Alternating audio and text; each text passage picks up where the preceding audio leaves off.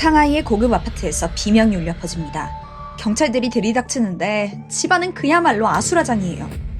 피가 흥건한 아파트 거실, 칼에 찔려 쓰러진 남성, 팔에서 피가 뿜어져 나오는 여성까지. 이 잔혹한 현장에 한 여자가 가만히 앉아 있습니다. 그리고 발견된 영수증. 이 영수증 한 장이 사건의 판도를 완전히 뒤집어버리죠. 안녕하세요. 토요미스테리 막내 진행자 디바 메이입니다. 마이클 심슨은 유복한 가정에서 자란 촉망받는 엘리트였습니다. 대학 졸업 후에 영국의 대표적인 패션 브랜드 넥스트에 바로 입사하게 되는데요.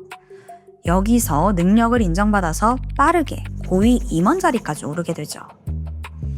그러던 2009년 마이클의 인생에 엄청난 기회가 찾아옵니다. 당시 회사가 아시아, 특히 중국 진출을 결심하면서 상하이 지사를 세우는데요. 여기에 총괄 운영자로 파견이 된 거예요. 당시 26살이라는 젊은 나이에 거대 시장인 중국 초대 총괄 책임자로 파견됐다? 와, 이거는 진짜 엄청난 의미입니다. 그의 커리어는 그야말로 정점을 찍는 듯 했어요. 그래서인지 마이클은 더욱더 책임감을 가지고 일했습니다. 직접 오프라인 매장들을 다 방문하면서 현장 상황을 꼼꼼히 챙기곤 했죠. 그러던 어느 날 상하이 매장에서 한 여성을 만나게 됩니다.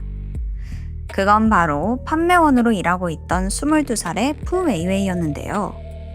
그녀에 대해서 좀 더 알아보자면 푸 웨이웨이는 마이클과는 완전히 다른 세상에서 살아왔어요. 중국의 가난한 시골 마을 출신으로 돈을 벌기 위해서 어린 나이에 홀로 상하이에 올라왔죠. 이때부터 온갖 굳은 일을 버텨내며 간신히 자리를 잡은 상태였습니다. 처음에 두 사람은 업무상의 교류로 연락을 시작했어요. 하지만 이게 점차 사적인 대화로 이어졌고 두 사람은 곧이어 연인으로 발전합니다. 얼마 지나지 않아 마이클의 아파트에서 동거도 시작하게 되죠. 그리고 만난 지 1년이 채 되지 않아 임신을 하면서 결혼을 하게 돼요. 앞으로 행복한 꽃길만 펼쳐질 것 같았죠. 하지만 이 행복은 그리 오래가지 못합니다. 2010년 첫째 잭이 태어나고 잠시 영국 시댁에서 부부가 함께 지내게 되는데요. 이때부터 현실적인 문제에 직시합니다. 마이클의 가족에 따르면 푸 웨이웨이는 굉장히 사치스러웠다고 해요. 영국에 있는 내내 남편 돈으로 쇼핑을 즐겼고 심지어 애들이랑 남편 집에 두고 혼자 클럽 가서 아침까지 놀다 돌아오기도 해요. 아니, 갓 태어난 애도 있는데 이러면 진짜 안 되잖아요. 이뿐만이 아니에요. 문화 차이도 심각했습니다. 푸 웨이웨이는 영국 생활에 쉽게 적응하지 못했고 마이클의 가족과도 좀처럼 가까워지지 못했어요. 시댁 식구들과 있을 때는 항상 폰만 들여다보고 있었고요. 영국에 머무르는 내내 이 가족 행사에도 참여하지 않았고 중국인 친구들과 맨날 통화만 했다고 해요. 한 번은 여기 있는 동안만 우리 가족들하고 시간 좀 보내자라는 마이클의 말에 잔소리 좀 그만하라고 남편의 얼굴을 향해 접시를 집어던져요. 이 일로 마이클은 이마가 찢어져서 응급실에 가야 했어요. 시아버지도 며느리의 그런 모습을 보고 아들한테 어떡해, 이 결혼 다시 한번 생각해보자 좀 조언을 했을 정도였죠.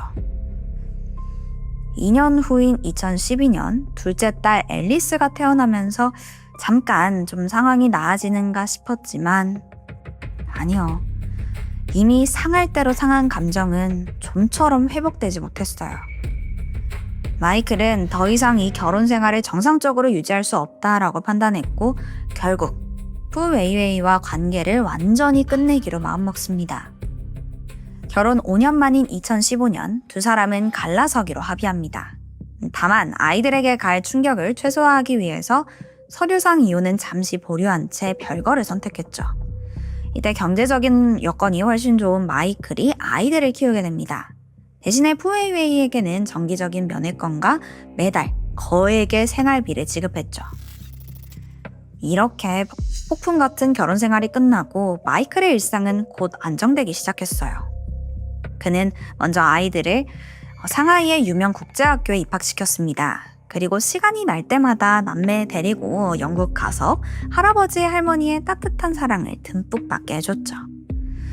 이 시기 마이클의 SNS에는 아이들과 행복한 시간을 보내는 사진들로 가득 도배되어 있었습니다. 그렇게 별거 2년 차인 2017년, 마이클에게 새로운 인연이 찾아와요. 그녀는 바로 린징이라는 같은 회사 임원이었습니다. 린징은 영국에서 유학 경험이 있어서 영어에 능통했고 마이클과 공통 관심사가 많았어요. 말이 잘 통했죠. 얼마 뒤 두 사람은 연인이 됩니다. 어느새 린징은 마이클의 아파트에서 함께 생활하면서 아이들과도 진짜 가족이 되어가고 있었어요.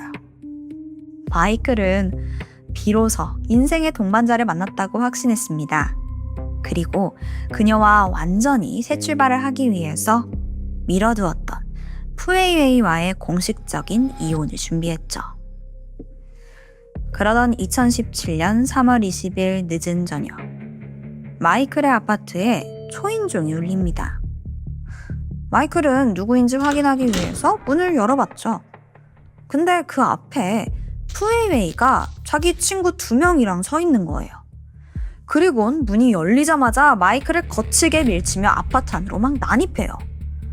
마이클은 예상치 못한 상황에 막 당황하면서 제지하려던 그 순간 푸웨이웨이가 가방에서 식칼을 꺼내들었습니다. 그러더니 마구잡이로 휘두르기 시작해요. 그대로 마이클은 심장과 정맥을 찔렸고 치명상은 입은 채 그대로 거실 바닥에 쓰러지고 맙니다. 하지만 푸웨이웨이의 광기는 여기서 멈추지 않았어요. 비명소리를 듣고 거실에 나온 동거녀 린징을 발견하자마자 이번에는 그녀에게 달려들어요. 온몸을 사정없이 찌르기 시작합니다. 거실 바닥과 온 벽은 순식간에 피로 물들어 버렸죠. 이 갑작스러운 상황에 푸웨이웨이의 친구들은 막 필사적으로 그녀를 뜯어 말렸어요. 하지만 이미 상황은 걷잡을 수 없었죠. 그런데 정작 칼을 휘두른 푸웨이웨이는 기괴할 정도로 차분했습니다. 피 묻은 칼을 바닥에 내려놓더니 도망치지도 않고 거실 소파에 가만히 앉아있더라고요. 얼마 후 이웃들의 신고로 경찰과 구급대원이 들이닥쳤고 아직 미약하게 숨이 붙어있던 린징을 서둘러 병원으로 이송했습니다. 다행히 칼날이 치명적인 장기를 비껴갔고 기적적으로 목숨을 건질 수 있었어요. 하지만 오른쪽 팔에 영구적인 장애를 얻게 돼요. 남편 마이클은 그 자리에서 급소에 찔려 그대로 즉사하고 말았습니다. 네, 여러분, 더욱 소름 끼치는 사실이 있었는데요. 이 거실에서 참극이 벌어지는 동안 바로 옆에 안방에서는 아이들이 곤히 자고 있었어요. 아니, 자기 자식들이 있는 곳에서 어떻게 그렇게 끔찍한 일을 저지를 수 있죠? 한편 푸웨이웨이는 현장에서 긴급 체포됩니다. 그리곤 본격적인 경찰 조사가 시작됐죠. 그런데 그녀의 태도는 너무나 뻔뻔했어요. 막 억울하다면서 오히려 내가 폭행을 당한 피해자다 주장하기 시작해요. 자, 아직은 내가 이혼 전이라 여전히 마이클의 법적인 아내였고 그저 아이들을 보러 아파트에 방문했을 뿐이래요. 근데 집에 들어가 보니까 남편이 웬 여자랑 불륜을 저지르고 있었다는 거예요. 오히려 나를 무단침입자 취급을 하더니 마이클이 주방에 가서 식칼을 가져왔대요. 그러면서 자신을 공격했다는데요.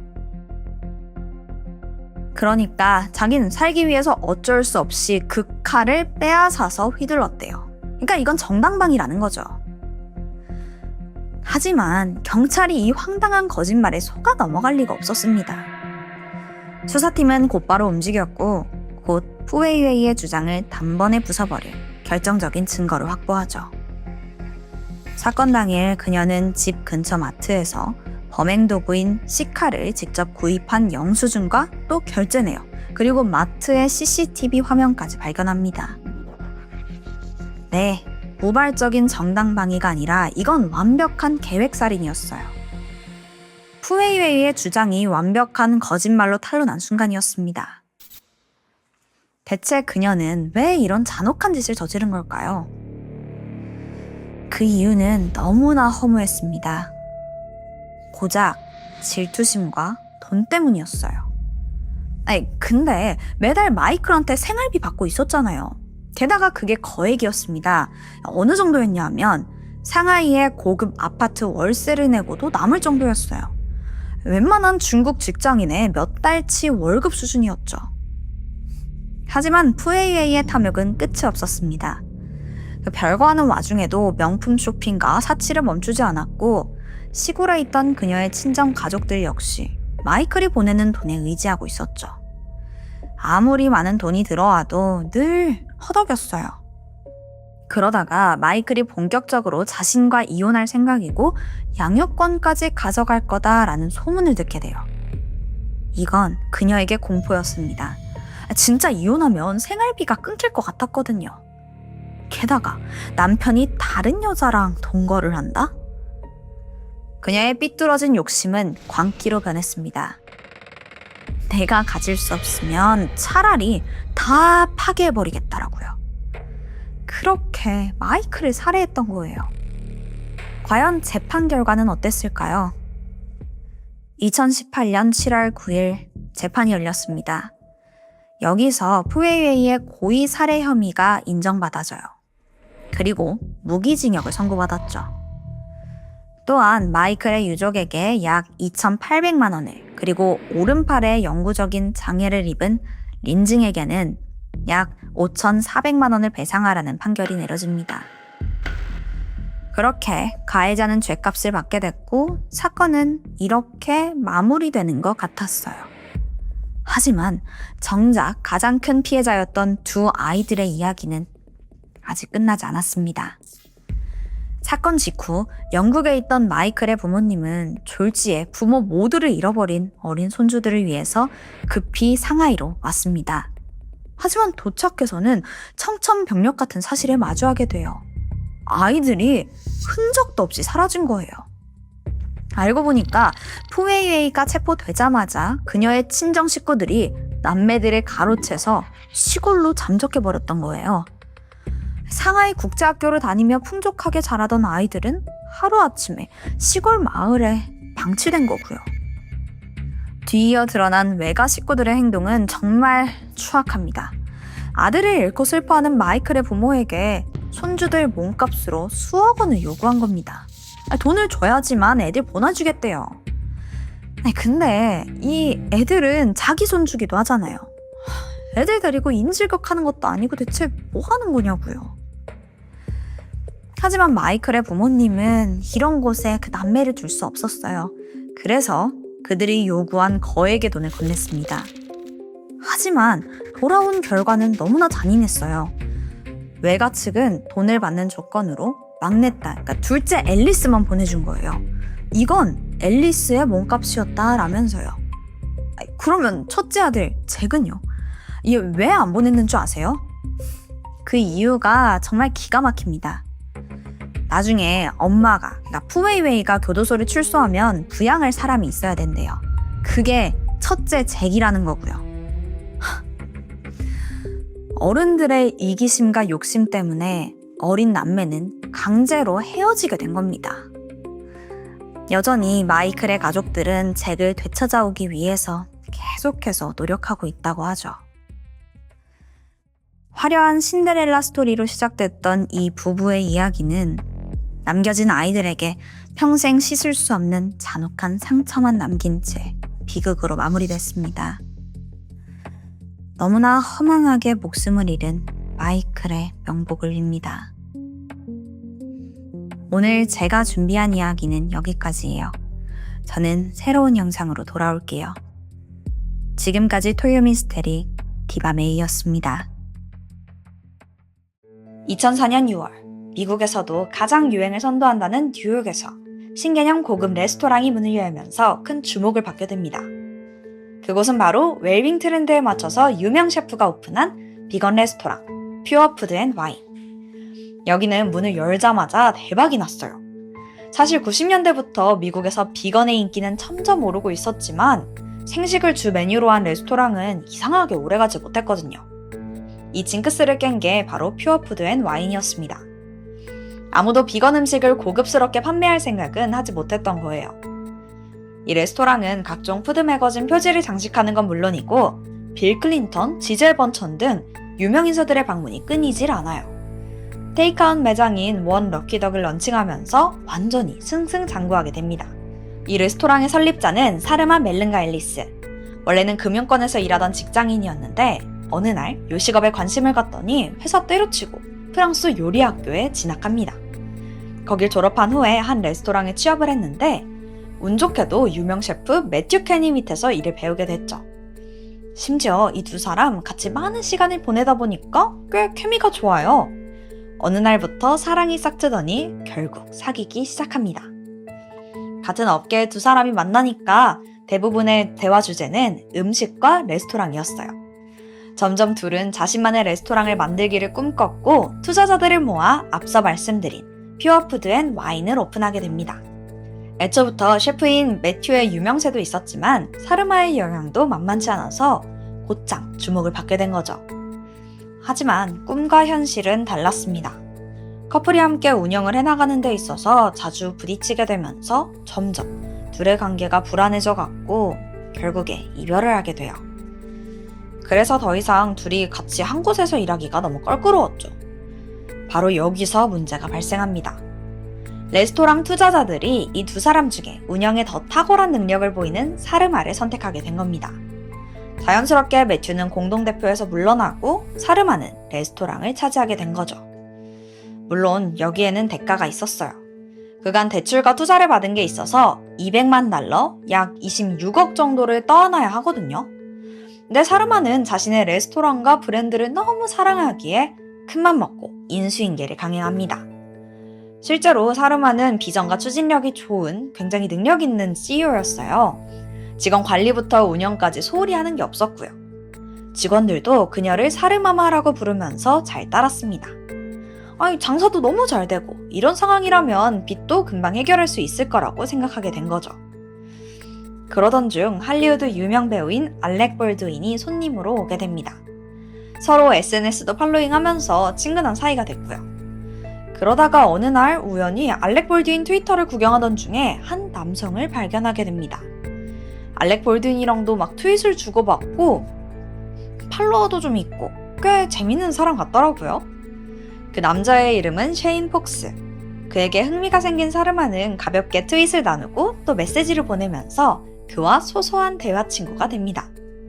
그런데 시간이 갈수록 셰인이랑 너무 잘 맞고 또 되게 매력적인 거예요. 당시 사르마는 막 남자친구랑 헤어졌을 때라 더욱이 새로운 남성에게 흥미를 보였고요. 그렇게 연락을 이어오던 2011년 말, 드디어 둘은 실제로 만나게 돼요. 그런데 첫인상이 좀 당황스러웠어요. 그게 프로필에 있는 사진이랑은 좀 다른데 생각보다 더 덩치가 있더라고요. 근데 그건 그렇고 여전히 대화는 잘 통했습니다. 그렇게 만남이 이어졌고 어느 날 사르마 집으로 초대를 했는데 그 사르마가 집에서 키우던 강아지가 있었거든요. 그 강아지가 셰인을 너무 잘 따르는 거예요. 그것도 하나의 플러스 요인이었고요. 무엇보다도 셰인은 겉으로 봤을 때 부티가 팍팍 흘러요. 롤렉스 시계 차고 벤틀리 몰면서 드릴러 옵니다. 또 어떨 때는 잠깐 차에서 기다리라고 하고는 어디서 종이봉투 같은 걸 들고 오는데 그 안에는 엄청난 양의 다이아가 들어있었고요. 한편으론 굉장히 미스터리한 부분들이 있었는데 컴퓨터가 철저히 암호로 잠겨 있었고 어쩌다가 켜진 상태를 보면은 배경 화면에는 CIA 로고가 있더라고요. 근데 이 남자가 사르마가 가까이 오면 컴퓨터 화면을 확 꺼버리거나 막 이렇게 숨겨요. 솔직히 이상하죠? 어쩌다가 사르마가 슬쩍 그 화면 보니까 드론으로 촬영한 무슨 적외선 영상 같은 걸 보고 있었고요.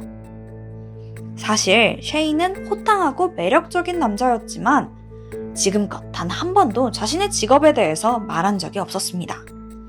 더 정확히는 군사기밀과 관련된 일을 해서 말해주기 힘들다고 설명했죠. 사르마도 처음에는 좀 이상하다고 생각했지만 둘의 관계에는 큰 장애가 아니니까 굳이 캐묻지는 않았고요. 그러는 사이 셰이는 점점 사르마와 그녀의 일상에 녹아듭니다. 레스토랑에 방문하는 횟수가 많아지면서 직원에게 뭘 시키기도 하고 또 약간 자기 가게 마냥 막 신경을 쓰는 듯 했죠. 그러던 어느 날 식당으로 앤서니 스트레인지스라는 사람을 찾는 전화가 온 거예요. 직원은 그런 사람 없다라고 끊었는데 뭔가 느낌이 좀 쎄했대요. 게다가 성도 스트레인지스? 이게 영어 단어 스트레인저스, 그 낯선 사람이랑도 되게 비슷하잖아요. 그래서 직원들이 그냥 장난으로 이름을 구글링을 해보는데 그 결과가 충격적입니다. 가장 먼저 뜬 게 머그샷이에요. 근데 이 얼굴이 낯이 익은 거죠. 아니, 이 사람 사장님의 남자친구 셰인인 겁니다. 뭐죠? 그러면 전과자였다는 건가요? 게다가 제목은 경찰관 사칭 혐의. 이게 너무 수상하잖아요. 직원들은 바로 사르마에게 알렸죠. 근데 그녀는 그냥 과거는 과거일 뿐이라면서 별일 아니라고 넘어가더라고요. 알고 보니까 셰인이 이미 밑밥을 다 깔아놨어요. 아무래도 내가 하는 일이 위험하다 보니까 작전에 따라서 막 다양한 신분으로 위장을 하는데 마침 그걸 직원들이 본 것 같다, 이렇게 둘러댄 겁니다. 아니 이렇게 말하니까 사르마는 당연히 남자친구 말을 믿었고요. 게다가 사실 사르마가 셰인에게 좀 기대를 하고 있었던 이슈가 하나 있었어요. 매장을 인수받으면서 거의 30억에 달하는 빚이 있었잖아요. 물론 식당이 잘 돼서 금방 갚을 수는 있었는데 이게 몇 년이 걸릴지 몰라요. 이때 셰인이 선뜻 빚을 갚아주겠다고 나선 겁니다. 사르마에게는 남자친구를 넘어서 거의 구세주가 나타난 거예요. 그런데 이때 남자친구 셰인이 이게 금액이 아무래도 크다 보니까 세금이 좀 많이 나올 것 같다 라면서 그걸 줄이기 위해 결혼을 제안합니다. 얼마 후 프로포즈를 하더니 이때 티파니에서 80만 달러, 그러니까 하나로 거의 9억짜리 반지를 내밀었어요. 2012년 11월 두 사람은 서로를 알게 된 지 약 1년 만에 결혼식을 올리게 됩니다. 하지만 이 사실을 거의 비밀에 붙였죠. 사르마의 가족, 친구, 직원 그 누구도 그녀의 결혼 사실을 전혀 몰랐다고 해요. 사르마도 결혼한 게 막 티날까봐 웨딩링을 이렇게 주렁주렁한 반지 같은 걸로 가리고 다니기까지 했었고요. 물론 급하게 결혼하긴 했지만 이게 이렇게까지 숨길 일인가요? 한편 어느 날부터인가 셰인이 조금씩 달라지기 시작합니다. 좀 엉뚱한 이야기를 꺼내는데요. 사르마가 키우던 리언이라는 반려견이 있었어요. 진짜 껌뻑 죽을 정도로 너무너무 사랑했고요. 근데 어느 순간부터 사실 리언이 전생에 자기 강아지였대요. 이뿐만 아니라 사실 자기가 몇천 년 동안 환생을 거듭하면서 사르마, 당신을 찾아다녔다는 이런 이야기를 하는 겁니다. 여기에 사르마는 어떻게 반응했을까요? 알고 보니까 그녀는 어렸을 적부터 약간 영적인 거, 운명 이런 거에 살짝 심취해 있었어요. 그래서 셰인의 이런 이야기가 낯설거나 이상하게 느껴지지 않았죠. 오히려 로맨틱하게 받아들입니다. 근데 진짜 문제는 지금부터예요. 어느 날 셰인이 자기가 사실 인간 그 위에 더 큰 존재다라면서 한낱 인간에 불과한 당신, 사르마를 선택했으니 너는 나한테 감사함을 느껴야 된다. 그리고 내가 시키는 대로 하면은 사르마와 반려견 리언을 자기와 같은 불멸의 존재로 만들어주겠다. 이런 이야기를 합니다. 이렇게만 들으면 이게 뭔 헛소리인가 싶죠? 근데 사르마는 이 남자랑 같이 살고 또 남편이잖아요. 매일매일 이런 스토리를 듣다 보니까 거의 세뇌되는 수준이에요. 또 자기가 너무 사랑하는 반려견 리언과 평생 함께 할 수 있는 그 미래라니까 오히려 달콤하게 들리기까지 했고요. 여러분, 이게 진짜 믿기 힘들죠? 근데 제 생각에는 이래서 가스라이팅이 무서운 것 같아요. 자기도 모르는 새에 계속 세뇌당하는 거니까요. 그럼 사르마가 약간 덜 떨어졌거나 그랬냐? 절대 아니에요. 좋은 대학교 나오고 금융권 출신에 요리도 경영도 잘하는 굉장히 똑똑한 여자입니다. 근데 넘어간 거야. 어느덧 셰인은 그녀를 완전히 통제하고 있었습니다. 사르마가 위험해질 수 있다면서 이곳저곳 막 여행을 보내요. 어느 날은 보스턴, 또 어느 날은 코네티컷. 이렇게 미국 전역을 돌아다니는데, 근데 또 이게 여행이라고 보긴 좀 그렇고요. 그냥 티켓 끊어주고 사르마 너 보스턴 어느 호텔로 가 있어 이러면은 그냥 사르마는 그 말에 따르는 거고요. 제 생각에는 이런 식으로 주변 사람들과 거리를 두게 만들려고 했던 것 같아요. 또 동시에 사르마는 레스토랑 운영에서도 소홀해질 수밖에 없었고요. 제가 이상한 거 하나 더 말씀드릴까요? 셰인이 사르마에게 무슨 이상한 테스트를 해요. 본인이 못생겨서도 당신이 날 사랑할지 확인해야 한다면서 억지로 살을 찌우는 거래요. 그래서 엄청나게 뚱뚱해지고요. 이때부터 이 테스트의 굴레가 시작됩니다. 사르마에게 네가 가진 현금을 내놔라 이러는데 이게 테스트래요. 사르마가 조금이라도 망설이면 너 아직 불멸의 존재가 되기는 멀었다 라면서 자신에게 얼마나 헌신적인지 또 얼마나 이걸 버틸 수 있는지 그걸 확인한다는 거죠. 여기서 사르마가 왜 넘어갔냐면 남편한테 돈을 줬어요. 근데 처음에는 그 받은 돈의 2배를 돌려주더라고요. 그러니까 문제가 없었죠. 이때 셰인은 한술 더 떠서 어차피 나랑 살면 더 부유해질 텐데 이 정도 돈에 막 연연하는 건 진짜 어리석다 라면서 그녀를 나무랍니다. 사르마는 그때 그냥 내가 잘못했나 보다 이런 식으로 생각했고요. 참고로 당시 사르마도 사업이 너무 잘 돼서 여유가 있었어요. 뉴욕을 넘어서 일본 이스탄불까지 전 세계에 체인점을 열 계획을 세웠고 실제 매출액은 연간 700만 달러, 거의 80억이 넘을 정도였죠. 그런데 오히려 이렇게 잘 나가서 그랬던 걸까요? 남편 셰인의 금전적인 요구는 점점 더 커져갑니다. 사르마는 2012년부터 2014년까지, 그러니까 2년간 대략 20억을 그에게 갖다 바쳤어요. 남편은 이 모든 게 1년의 우주적 인내력 시험이다, 넌 잘하고 있다, 이렇게 사르마를 독려했고요. 아니, 이 두 사람의 관계가 너무 이상하지 않나요? 그렇게 아슬아슬한 관계를 이어오던 2014년. 이번에 셰인은 너무 위험한 상황이 터졌다면서 사르마를 아예 뉴욕과 멀리 떨어진 로마로 보내버립니다. 이미 숙소에 비행기까지 다 예약을 해뒀고요. 그냥 말 그대로 사람을 무슨 택배처럼 보내버린 거예요. 근데 여러분, 이쯤 되니까 셰인이 분명 무슨 꿍꿍이가 있는 거 아닌가 느껴지시죠? 맞아요. 이건 다 셰인의 계략이었어요. 황금알을 낳는 이 레스토랑에 사장이 없다면 말 그대로 이건 완전 자기 것이 되는 겁니다. 사르마가 자리를 비운 사이에 그는 마치 사장인 양 돈을 막 횡령해요. 직접 은행에 돈을 넣겠다고 가져가고 세금 낸다면서 가져가고 별의별 핑계를 대면서 빼돌린 거예요. 그렇게 무방비 상태에서 퓨어푸드 앤 와인의 재정 상태는 최악으로 치달았고 끝내는 직원들 급여조차 밀리기 시작합니다. 근데 여기서 확실히 해야 될 게 식당의 장사는 굉장히 잘 됐어요. 그러니까 돈이 계속 들어왔고요. 근데 셰인이 이 모든 돈을 빼돌려서 문제가 됐을 뿐이었던 거죠. 하지만 그건 직원들이 전혀 모르잖아요. 그 상태로 몇 달간 급여를 전혀 받지 못했고 이제는 정말 생활에 문제가 생긴 거예요. 아니, 사장은 연락도 안 되지. 돈은 없지.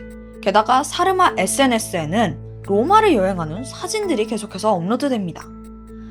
직원들의 분노는 쌓여만 갔고 결국 집단 파업을 하면서 더 이상 운영이 불가능해졌고요. 그렇게 식당은 문을 닫고 맙니다. 그니까 이제서야 사르마가 사태의 심각성을 깨달았어요. 급하게 뉴욕으로 돌아와서 또다시 투자자들 막 설득하더니 금세 재오픈을 해요. 다행히 대부분의 직원들도 돌아왔는데요. 그 정도로 사르마에 대한 신뢰와 충성도가 높았던 걸로 보입니다. 자, 이쯤 되니까 궁금하죠? 잘 나가던 가게를 망하게 할 정도로 셰인은 큰 돈을 횡령했어요. 그럼 대체 이걸 어디다가 쓰고 있었던 걸까요? 알고 보니까 그 돈을 싹 다 카지노에다가 들이붓고 있더라고요. 어쩌다가 해외 출장 갔다 온다라고 하면은 오랜 기간 연락이 안 됐거든요. 그때마다 다 도박하러 갔던 거예요. 한편 가게를 재오픈한 사르마는 정신을 차렸고 레스토랑을 지키기 위해서 전문가에게 운영을 맡기게 됩니다. 자신이 재정에서 손을 떼면 더 이상 쉐인이 갈취하지 못할 거라고 생각했던 거예요. 그리고 식당은 다시 번창합니다. 아니 근데 정말 이 식당이 대단하긴 했었나 봐요. 아니 횡령에 파업까지 이렇게 했었는데 다시 일으키는 게 쉬운 일이 아니잖아요. 어쨌든 이러는 사이에 쉐인의 돈줄은 끊겼죠. 그래서 머리를 씁니다. 사르마에게 여전히 25억 정도 빚이 있다는 걸 이용한 거예요. 그러고는 자신이 이 식당을 인수하는 척 하면서 투자자들을 막 모으기 시작합니다. 사르마 대신 자신이 운영하겠다면서 투자금을 더 뜯어내려고 한 거예요. 솔직히 인수를 하면은 돈을 줘야 되는 입장이잖아요. 이 상황에서 대체 뭐 어떻게 돈을 갈취한 건지 이해가 잘 안 되는데 아무래도 식당이 재정적으로 문제가 많았잖아요. 그래서 이게 해결되고 그 다음에 돈을 갚겠다 뭐 이런 식으로 투자자들을 설득한 것 같아요. 그런데 이때 사르마는 그를 돕습니다. 그녀도 이 사기에 동조를 한 거예요. 아무것도 모르던 투자자들은 사르마를 믿었고 거금을 건네는데 그걸 가지고 두 사람은 잠적을 해버립니다. 그 와중에 사르마 계좌 비밀번호까지 알아내서 쉐인이 그녀의 돈을 다 뺏어가요. 아니 같이 도주하는 와중에 왜 이렇게까지 돈을 뺏어가는지 진짜 도무지 이해가 안 되거든요. 아니 어떻게 이렇게까지 당하냐고요. 엘리트나라더니 약간 멍청한 것 같기도 하고. 결국 또다시 직원들이 급여를 받지 못하는 상황이 되면서 그들의 인내심과 충성심은 바닥이 됩니다. 직원들이 길거리로 나와서 막 시위를 시작했고 그렇게 뉴욕 최고의 비건 레스토랑의 명성은 곤두박질 쳤고요. 2015년 거금을 들고 도주한 사르마와 쉐인이 향한 곳은 라스베가스, 카지노의 도시였습니다. 둘은 라스베가스에서 호텔방을 잡고 몇 달을 보냈어요. 아니 근데 밑빠진 독에 물 붓기지 당연히 돈은 점점 떨어져 갔죠. 결국 쉐인은 사르마의 어머니에게 연락해서 5억을 추가로 받아냅니다. 어머니는 그 돈이 어떻게 쓰이는지 전혀 모르는 채 딸을 돕는다는 이유로 노후 자금을 그렇게 날리고 말아요. 아니 이 남자 하나 때문에 지금 몇 명이 피해를 보는 거냐고요. 하지만 그 상황에서도 사르마는 도망치지 못해요. 이미 그녀는 삶에 대한 현실 감각을 모두 잃은 상태였죠. 그렇게 시간은 한참 흘러서 그들이 도주한 지 10개월쯤 됐을 때입니다. 미국 테네시에서 40일을 보내면서 대부분 방에만 박혀 있었고 종종 쉐인이 돈을 주면은 사르마가 음식을 사러 가는 뭐 그 정도로 살아가고 있었고요. 동시에 경찰은 여전히 그들을 쫓고 있었고요. 그러던 중 사르마 명의의 신용카드가 테네시에서 사용된 게 확인됐고 곧장 경찰이 그들이 숨어있는 호텔을 급습합니다. 그렇게 두 사람은 극적으로 검거되는데 사르마는 침대에 앉아 조용히 눈물만 흘렸다고 전해졌죠. 경찰에 따르면 검거 당시 두 사람의 모습은 다소 특이했습니다. 사르마는 며칠 굶은 사람처럼 앙상하게 말라 있었고요. 쉐인은 몸무게가 136kg에 육박할 정도로 덩치가 불어 있었어요.